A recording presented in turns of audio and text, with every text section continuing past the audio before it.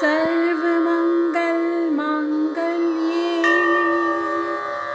शिवे सर्वार्थसाधिके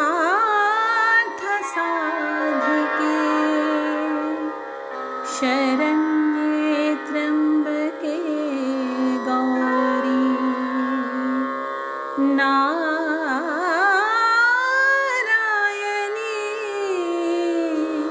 नमोस्तुते।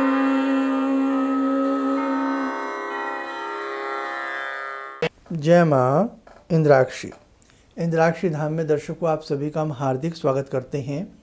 आज के दिन जिन जातकों का जन्म दिवस है, मैरिज एनिवर्सरी है, उन सभी को हमारी तरफ से बहुत बहुत शुभकामनाएं। आज हम स्कंद माता के बारे में चर्चा करेंगे। माँ भगवती आप सभी का कल्याण करें और स्कंद माता की कृपा से आप सबके मनोरथ पूर्ण हो, है ना। और स्कंद माता के स्वरूप के बारे में भी आपसे हम चर्चा करेंगे। भगवती स्कंद माता की जिस साधक ने भी ध्यान से तपस्या की है, तप किया है, भगवती उसे आशीर्वाद देती ही देती हैं।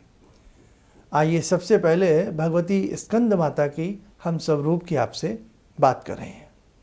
नवरात्र के 5वें दिन माँ स्कंद माता की उपासना की जाती है। भगवान स्कंद की माता होने के कारण माँ दुर्गा के 5वें स्वरूप को स्कंद माता कहा जाता है। आपकी 4 भुजाएं हैं। दाहिनी ऊपरी भुजा से आप भगवान स्कंद को गोद में पकड़े हुए हैं और दाहिनी निम्न भुजा में जो ऊपर की ओर उठी हुई है, उसमें कमल पुष्प है। आपका वर्ण पूर्णतः शुभ्र है। आप कमल के आसन पर विराजमान हैं। आपके ध्यान पूजन से साधक की पात्रता का सम्यक विकास होता है। इसी के साथ साथ आइए आज के दिन, पंचमी के दिन, हम भगवती को तिथि के हिसाब से क्या भोग लगाएं, वार के हिसाब से क्या भोग लगाएं, उसकी चर्चा हम आपके संग करते हैं।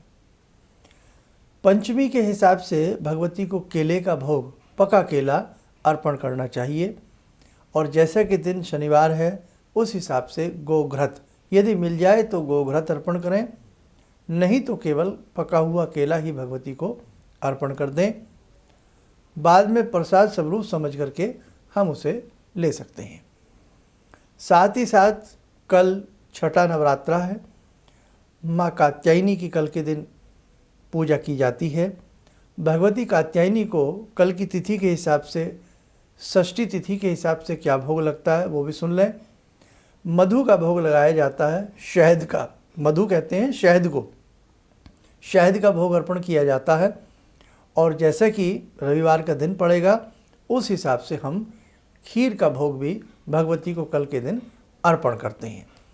तो ये तो हुई कि भगवती को क्या भोग लगाया जाता है। और आज के दिन बहुत अच्छे से आप अपनी पूजा पाठ करना, ताकि भगवती आपसे प्रसन्न हो, आपको शुभ आशीर्वाद उनसे प्राप्त हो सके। इसी के साथ हमने आपसे कहा था कि हम सिद्ध कुंजिका स्तोत्र की आपसे बात करेंगे। अब देखो, दुर्गा सप्तशती एक बहुत ही अमूल्य ग्रंथ है। दुर्गा सप्तशती रहस्यों से परिपूर्ण है। इसी में पीछे की तरफ जिनके पास जिन्होंने किताबें ली हों, नए ग्रंथ लिए हों, तो पीछे की तरफ 231 पेज पे मिलेगा या उसके आसपास कोई पेज होगा, क्योंकि बहुत लोगों के पास पुराना वर्जन भी है। कुछ लोगों ने हिंदी वाला भी ख़रीदा है, तो आप अपने हिसाब से ढूंढ लें। सिद्ध कुंजिका स्तोत्रम पीछे की तरफ है। भगवान शिव इसे प्रारंभ कर रहे हैं। शिव उवाच, शिव जी बोले, क्या बोले, अब वो पूरा इसमें वृत्तांत है। और इसमें एक चीज़ जब आती है तो साधक कई बार ये सोच लेता है, जैसे भगवान शिव ने कहा केवल कुंजिका के पाठ से दुर्गा पाठ का फल प्राप्त हो जाता है, तो क्या हम भगवती दुर्गा सप्तशती के पाठ ना करें? नहीं, उनका भाव ये नहीं है। भाव ये है, यदि किसी साधक के पास समय अभाव हो, बिल्कुल भी समय ना हो, तो ऐसे साधक को सिद्ध कुंजिका स्तोत्र तो पढ़ना ही पढ़ना चाहिए। और सिद्ध कुंजिका स्तोत्र की सबसे बड़ी मैं आपको बात बताऊं, इसमें छिपे हुए शावर मंत्र भी हैं। जी हाँ, और सिद्ध कुंजिका के अंदर जो बीजात्मक गणित है वो बहुत ही रहस्यपूर्ण है। उन बीजों का वर्णन करना हर व्यक्ति के बस में नहीं है। जैसे हम बात करें, इसमें मंत्र की बात करें हम, तो आप ये देखिएगा पीछे की तरफ इसके दूसरे पेज पर सिद्ध कुंजिका में अम, कम, चम, टम, तम, पम, यम, शम, वीम, दूम, एम, वीम, हम, शम। ये एक एक बीज रहस्यों से भरा हुआ है। छोटे से बीज में कितना बड़ा विशाल वट वृक्ष समाया हुआ होता है। देखा ना, आपने कभी कोई बीज बो के देखिए, कितना विशाल पेड़ उस बीज के अंदर छिपा हुआ होता है। तो ऐसे ही इन बीजों के अंदर मेरे साधकों रहस्य भरे पड़े हैं। सिद्ध कुंजिका स्तोत्र बहुत प्यार से करना चाहिए। और सिद्ध कुंजिका स्तोत्र में हम आपको एक चीज़ और बता दें, यदि जिन साधकों के पास समय बिल्कुल ना हो तो प्रतिदिन की अपनी दैनिक साधना में सिद्ध कुंजिका स्तोत्र जरूर पढ़ें। जिन साधकों ने संस्थान से दीक्षा ली है, हमने उसमें भी इंद्राक्षी स्तोत्र और साथ में सिद्ध कुंजिका स्तोत्र उनको भेजा है। क्यों? सिद्ध कुंजिका स्तोत्र वास्तव में बहुत ज़्यादा अपने आप में शक्तिशाली है। हाँ, आप संस्कृत में सिद्ध कुंजिका नहीं पढ़ पाते तो आप इसे हिंदी में भी पढ़ सकते हैं। जी हाँ, ऐसा मन में ना लाएं कि हिंदी में दोष लगेगा, संस्कृत में ही फल मिलेगा। बात है भावना की। आप चाहे कितने भी संस्कृत के विद्वान क्यों ना हो, लेकिन आपकी भक्ति में और माँ के ऊपर यदि भावना नहीं है, आपके भाव नहीं जगे, तो आप मान लेना आपकी भक्ति भी नहीं जगेगी। बात है भक्ति की। बिल्ली ने कौन सा पाठ किया था? भगवान राम को पुकारती रही, बस राम राम राम राम करती रही, और देखो कैसे भगवान राम उन्हें मिल गए, है ना। तो भाव से भगवान प्राप्त होते हैं। तो आप अपने भाव को अच्छा बनाएं, भाव को मजबूत बनाएं, फिर देखें कि आपको कितना अच्छे लाभ की प्राप्ति होती है। ऐसे ही भगवती की अष्टोत्तर नामावली है। भगवती के 108 नाम हैं। भगवती के अष्टोत्तर नामावली भी बहुत कीमती है, वो मैं आपको कल के अंक में बताऊंगा। और मैं अपने सभी साधकों से, सभी भगवती से प्रेम करने वालों से एक ही बात कहूँगा कि जिस प्रकार के हमारे ये अंक चल रहे हैं, इन अंकों को ज़्यादा से ज़्यादा लोगों तक आप पहुँचाएं, शेयर करें। देखो भाई, हमारे 2 चैनल हैं, एक इंद्राक्षी धाम के नाम से है, एक हमारे नाम से है प्रोफेसर धर्मेंद्र शर्मा। जो मेन चैनल है फ़िलहाल ये है, इस पे आप बहुत बड़ी संख्या में हमसे जुड़े हैं। तकरीबन 16 लाख की संख्या एक बहुत बड़ी होती है। 16 लाख की संख्या में आप हमसे जुड़े हैं। इंद्राक्षी धाम बहुत बाद में प्लेटफॉर्म खड़ा किया गया। और फेसबुक पेज पे भी करीब 1 लाख के आसपास आप हमसे जुड़े हुए हैं हमारे नाम से। तो हम चाहते हैं धीरे धीरे ये धर्म की ज्योति घर घर तक पहुँचे।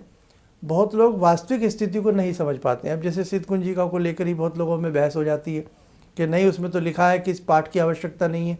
तो भाव समझो, उसमें क्या वो भाव हैं। ऐसे ही बहुत लोग अर्थ का अनर्थ कर देते हैं, बात समझ नहीं पाते हैं। तो मेरे साधकों, सिद्ध कुंजिका स्तोत्र समय निकाल करके, बहुत गोपनीय स्तोत्र है, और कैसे भगवान शिव पार्वती से कह रहे हैं कि ये बहुत गोपनीय है, इसे हर किसी को नहीं बतलाना चाहिए।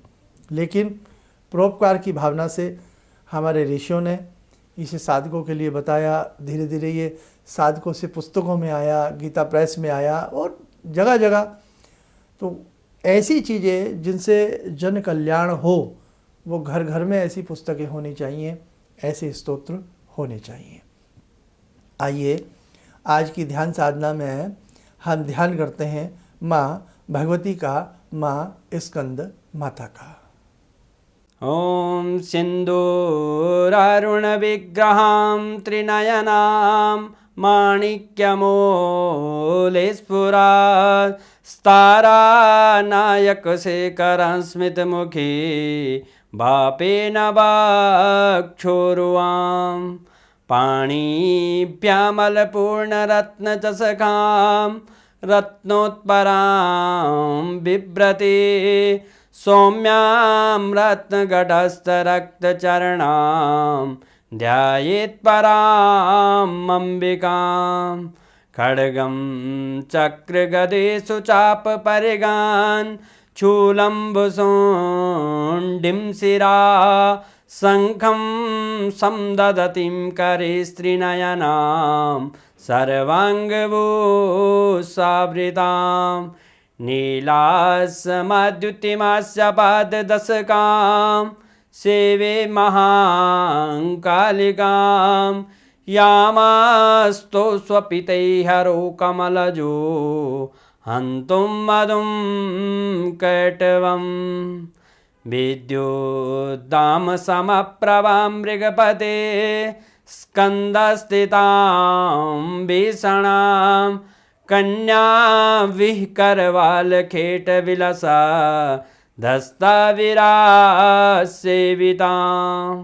हस्तैश्चक्रगदाशिखेटविशिखां चापं गुणं तर्जनीं विप्राणामलिलात्मिकां शशिधरां दुर्गां त्रिनेत्रां भजे। वच बना लें, ध्यान करें, भगवती का शुभ आशीष हम सबके ऊपर बरस रहा है।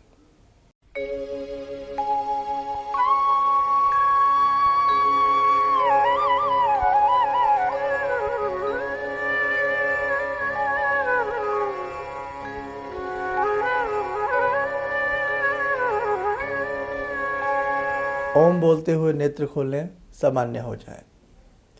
मेरे साधकों, आपका बहुत प्रेम हमें प्राप्त हो रहा है और ये प्रेम ऐसे ही हमें प्राप्त होता रहे। हम भी भविष्य में आपको ऐसे ही प्रेम करते रहेंगे। जो भी कुछ ज्ञान का खजाना हमारे पास टूटा फूटा है, जो भी है, वो हम कतई भी उसमें बचाने का प्रयास नहीं करेंगे। उसे ऐसे ही आप सबके संग बांटते रहेंगे। आप सब सुखी रहें, संपन्न रहें। भगवती स्कंद माता, भगवती इंद्राक्षी आप सबका कल्याण करें। इन्हीं शब्दों के साथ हम अपनी वाणी को विराम करते हैं। जय माँ स्कंद माता। अब मेरा बेटा है जो चार्टर्ड अकाउंटेंट है अभी, तो वो क्या था, मेरी कोई बात नहीं मानता था। सालों तक मेरा उसका झगड़ा चलता रहा और मेरे जानकार लोग थे, उनसे मैं कहता था भाई मैं इससे हार जाता हूँ, क्योंकि मैं इसे कहता हूँ सुबह जल्दी उठा कर, ये कभी उठता नहीं। क्या हुआ कि मैं आपसे मिला आकर, कुछ आपने उसके लिए भी उपाय बताए, जो सारे उपाय मैं ही कर रहा हूँ। और आपको सुन के बड़ी हैरानी होगी इस बात की कि जिस बच्चे को मैं कभी पूजा के लिए कहता था कि हनुमान चालीसा करो, तुम ये करो, वो करो, वो कुछ नहीं करता था। आज मैं बड़ा हैरान हूँ कि सोमवार के दिन वो उठता है, खुद ही जो है वो मेरे घर में बेल का पेड़ भी लगा है, बेल के पत्ते तोड़ता है और उनके 11 सेट बनाता है। कहाँ से उसने लिया मुझे पता नहीं। और भगवान शंकर पर जाकर जल चढ़ाता है, उन पर राम राम लिखता है। और ये सब जो मैं ये समझ पाया हूँ कि जो मैं 2 महीने से आपका ये जो कर रहा हूँ मंत्र का जो है, तो मेरे ख्याल में इससे बड़ी उपलब्धि तो और कोई हो नहीं सकती। धन्यवाद। किसी भी समस्या के समाधान के लिए मिले प्रसिद्ध हस्तरेखा एवं वास्तु विशेषज्ञ प्रोफेसर धर्मेंद्र शर्मा जी से। नोट: शिविर में भाग लेने हेतु एवं व्यक्तिगत रूप से मिलने के लिए कॉल करने का समय सुबह 10 बजे से शाम 6 बजे तक। हमारे विभिन्न ज्ञानवर्धक कार्यक्रम देखने के लिए आप हमें अभी सब्सक्राइब करें, बेल आइकन को प्रेस करें ताकि आप देख सकें हमारा कार्यक्रम सबसे पहले। और अधिक जानकारी के लिए फेसबुक पेज को लाइक करना न भूलें।